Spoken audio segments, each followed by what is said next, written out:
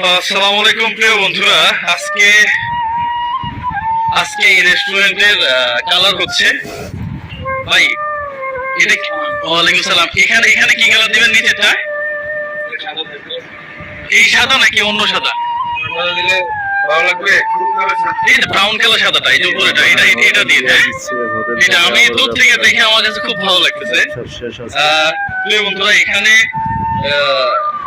Spotlight থাকবে এবং এই জায়গাগুলোতে বিভিন্ন ধরনের শোপিস থাকবে, যে শোপিস গুলা 100 বছর আগে হারাই গেছে। এই টাইপের জিনিস আমরা চিন্তা করতেছি।